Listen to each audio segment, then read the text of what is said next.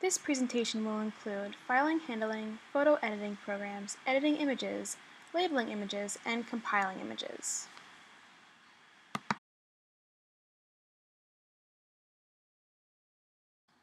There are a few ways to upload your photos. One is by taking your SD card and using a card reader.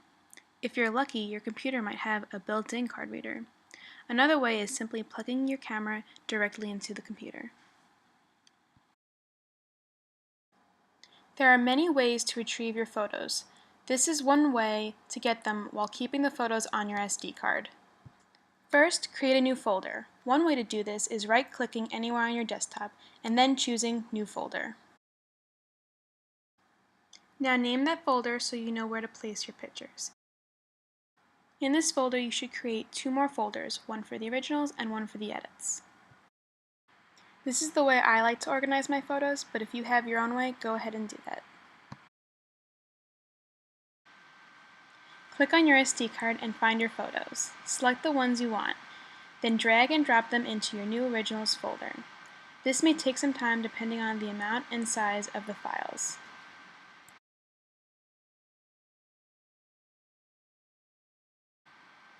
Once it's done, check to see that all the files are there.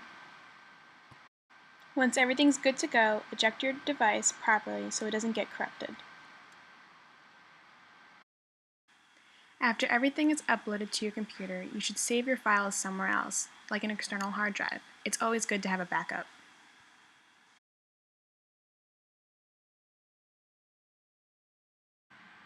A pure, uncompressed file that holds the most amount of data available when taking pictures, allowing for editing of the actual image instead of a processed file.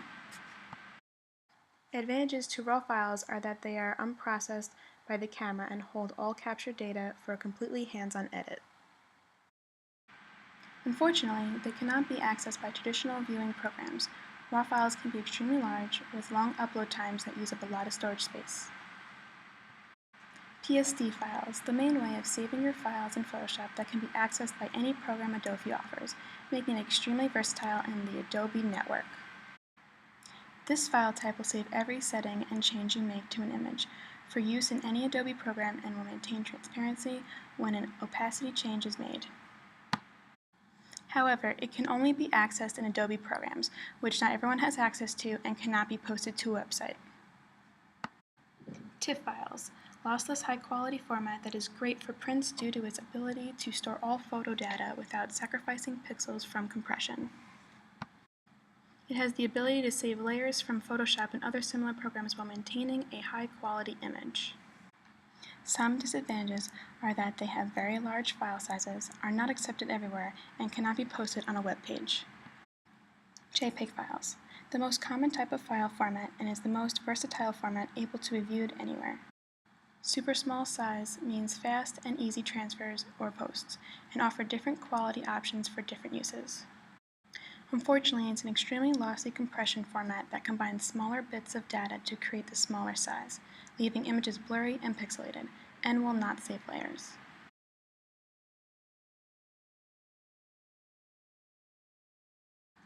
So this is GIMP. You can find it at gimp.org. It is a free image manipulation program for photo editing. Click the download button to get the program for your operating system. Open GIMP.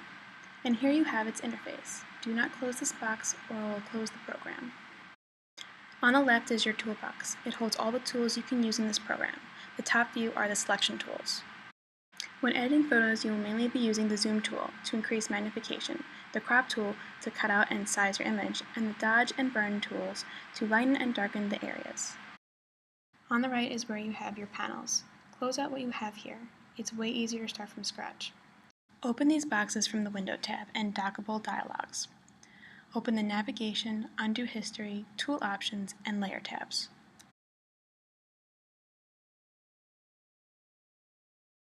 Put them together like this to make using them easier. Now that it's set up, let's open an image. Go to File, Open, and find where you have the image you want to open. A big downside to GIMP is that it does not open RAW files. If you know what color profile you have, ours is RGB 1998. click Keep. If not, press Convert. That allows you to work with a color-accurate image. Now that your image is open, at the bottom left corner, you will see the Units drop-down box. Change this to a different unit to see the real-world equivalent. Some color correction tools can be found in the Colors tab. We'll start with Color Balance. Here you can adjust the balance of the colors with shadows, midtones, or highlights. The slider adjusts opposite color levels. If there is too much cyan, add more red. But be careful, a big jump will cause problems. Next is Hue and Saturation, similar sliders to Color Balance. The Saturation slider increases and decreases the intensity of the colors. Again, be careful, as a big jump will look wrong. To find the image properties, such as physical size, pixel size, and resolution, go to the Image tab and click Image Properties at the bottom. One quick thing, the Dodge and Burn tool can be used to adjust highlights and shadows. Regular clicking using the Dodge tool will brighten an area that you've selected.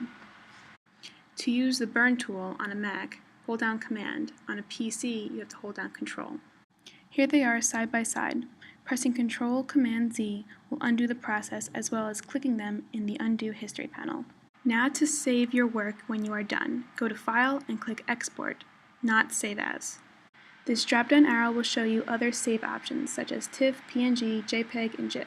The two best for data saving and lossless saving are PNG and TIFF. TIFF are very large files, while PNGs are smaller and can be used on the web.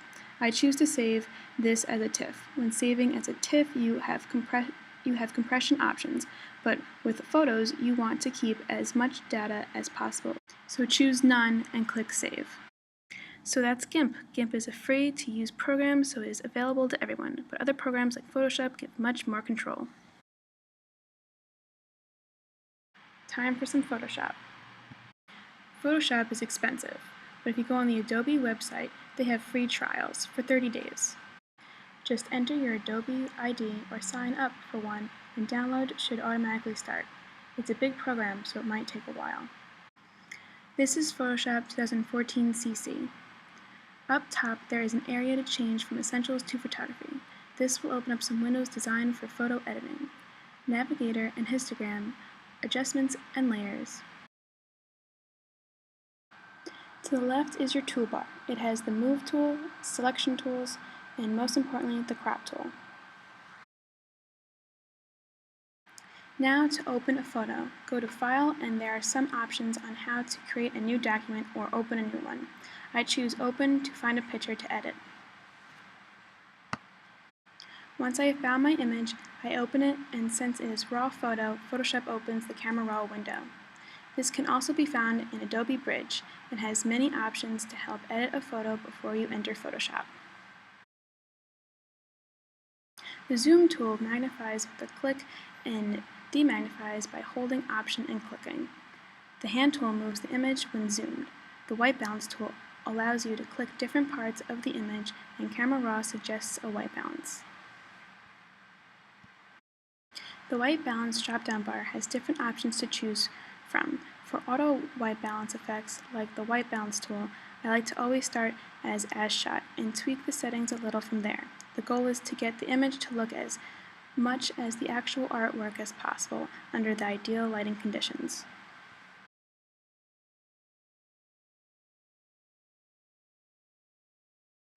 Luckily, this image was not too poorly lit, so only minor adjustments are needed.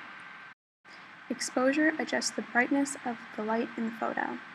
Contrast alters the difference between the blacks and whites in an image. Clarity increases and decreases sharpness. Vibrance and saturation bring the intensity of the colors up and down. There are other tabs on here that allow for more editing, but you can also do these adjustments in Photoshop.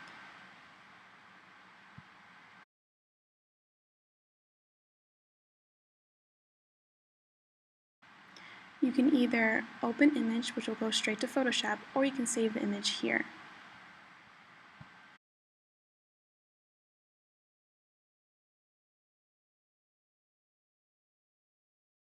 After opening, you're now officially in Photoshop. Here in the Layers panel, you can see the image is background locked. This is limiting to what we can do to it. Double-clicking it can change the name and remove that lock. Take that layer and drag it onto the Create New Layer button to create a copy. Lock the original and click on the copy to begin working on the new layer.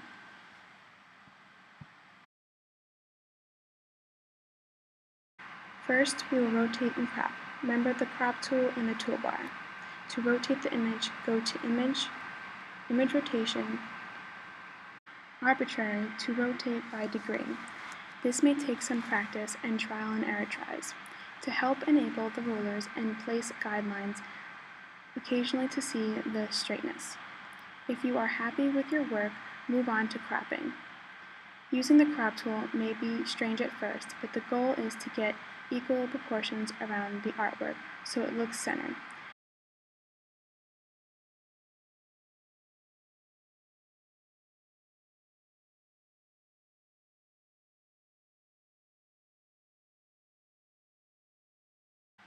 Instead of undoing when you make a mistake, you can open the History panel to go back a few steps if needed.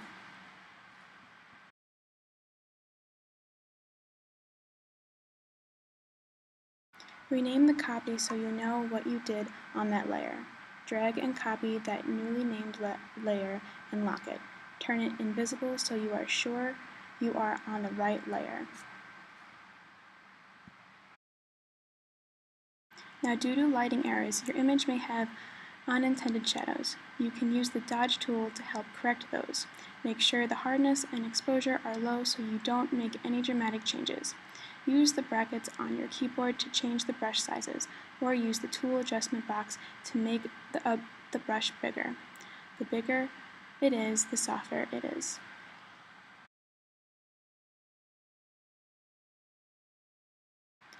To see the image size and resolution, as well as file size, go to Image Size. Here is the size in inches and the resolution in pixels per inch, but you can change the units to whatever you are comfortable with. There are also options for how to resize your image.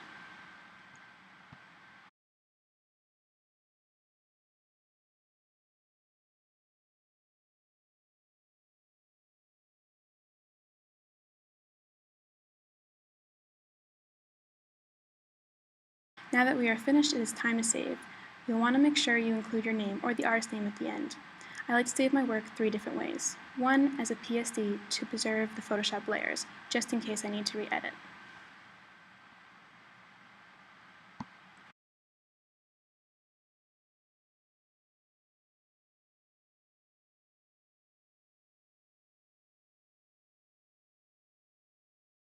Here it is in its assigned folder. Go back, turn on all the layers, and flatten the image. I save my flattened work as a TIFF because it keeps a high level of quality. Rename the image so you know that it's flat.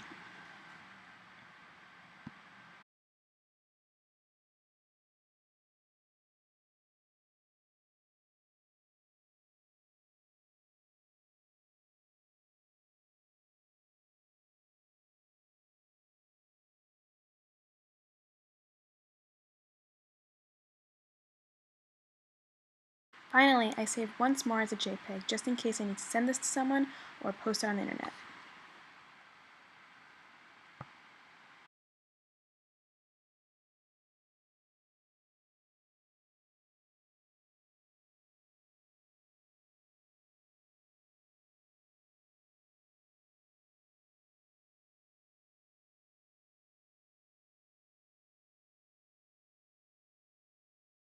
There are so many other programs you can use to edit a photo, such as Bridge, Lightroom, and iPhoto.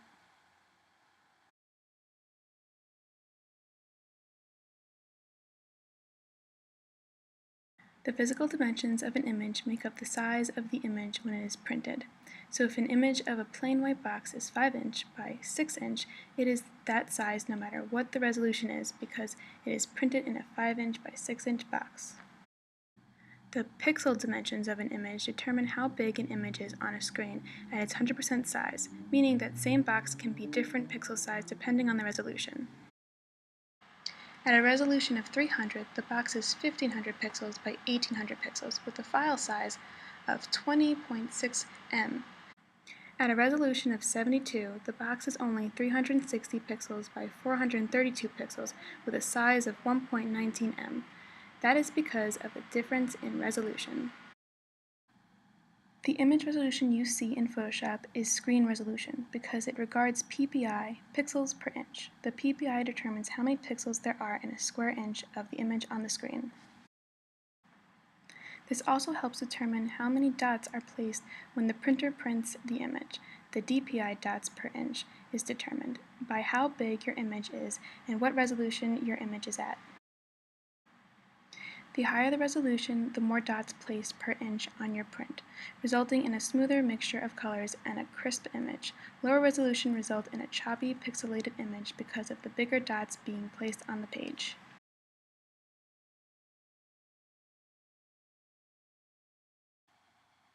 PDFs, Portable Document Format. A universal file format which preserves all the colors, fonts, and formatting of the document no matter the application or operating system that is being used. They are viewable on any platform, which makes them very popular for transferring files. There are several ways to compile images into a single PDF document. One way is to open a Word document and insert one image per page. Once all the images are resized, ordered, and formatted as desired, the Word document can be saved as a PDF.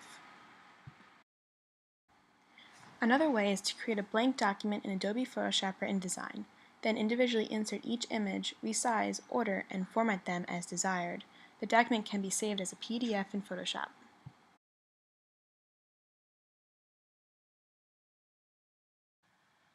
Creating zip files on a PC is simple. First, create a new folder with your images inside or select the images you want to be zipped. Next, right-click on the selections and choose Send To, then Compressed Zip folder.